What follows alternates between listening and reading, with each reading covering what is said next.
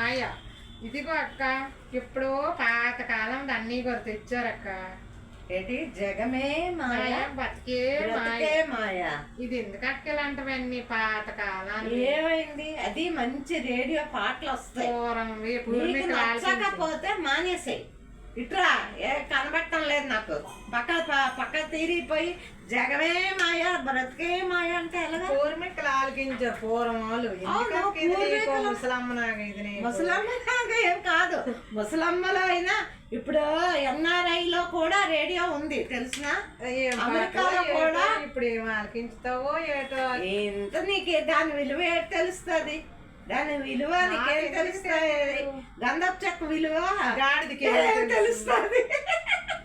నువ్వే తీసుకుంటున్నావు. గంధ విలువ గాడిదకి ఏం తెలుస్తుంది? ఏం తెలియదా? ఇప్పుడు ఏమి 8 మీటర్లు ఉన్నాయి. 8 మీటర్ల 8 మీటర్లు ఉన్నాయి. 8 మీటర్లు ఏంటి?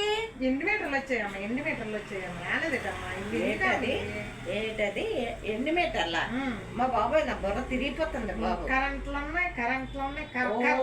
ఒకటే కరెంట్లు ఉన్నాయి. 8 మీటర్లు ఉన్నాయి. 8 మీటర్లు ఉన్నాయి. 8 మీటర్లు ఓసీలు ఉన్నాయి. ఇప్పుడు ఇవన్నీ ఎందుకు అంత? ఓసీ ఉంది. ఓసీ అంటే ఏసీ. ఓకే, ఓసీ అంటే ఏసీ. ఓసీ అంటే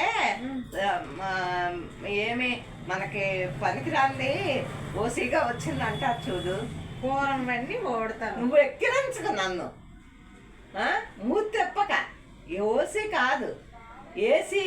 ఓకే, రాధమ్మ గారు. ఇంకోటి ఏంటన్నా రాము? 8 మీటర్. 8 మీటర్. 8 మీటర్. 8 మీటర్ ఎట్లాను?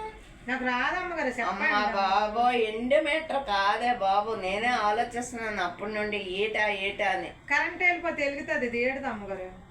అదా, అది ఇన్వర్టరే బాబు. నాకు రాదమ్మ గారు. 8 మీటర్. మళ్ళీ 8 మీటర్ అంటది. ఇన్వర్టర్. 8 మీటర్.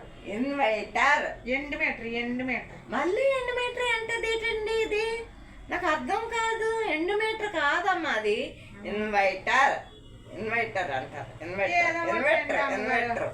ఏదో వాటిలేండి అమ్మగారు. మరి నా రేడియోకి ఎందుకు అన్నావు నువ్వు? నీ క్లాస్ అనేసి అడిగాను అమ్మగారు. పూర్వం కాలం ఉందైనా ఎంత మంచి పాటలు వస్తాయి తెలిసిన. పాత పాటలు, మంచి పాటలు. ఇచ్చేయండి అమ్మగారు. 50 రూపాయలు ఇస్తాను.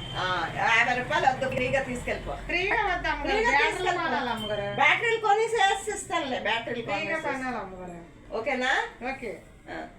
రేడియోలు పంచుతున్నారు రేటే. రేడియోలు పంచుతున్నాం. ఆపేయండి ఇంకా.